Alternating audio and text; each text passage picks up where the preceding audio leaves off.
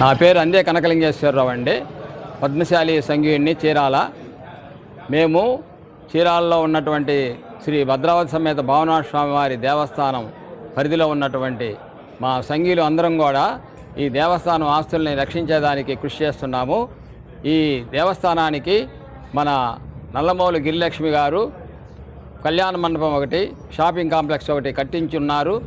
వారి తాలూకు 4 ఎకరాలు రామాపురం రోడ్లో ఉన్నటువంటి 4 ఎకరాలని తమ తదనంతరము దేవస్థానానికి దేవుడికి చెందాలని కోరి ఉన్నారు.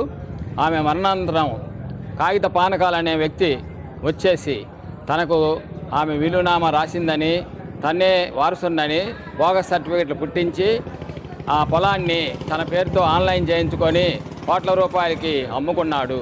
దాన్ని మళ్ళా కొన్నతను మళ్ళా అమ్మకంలో పెట్టాడు.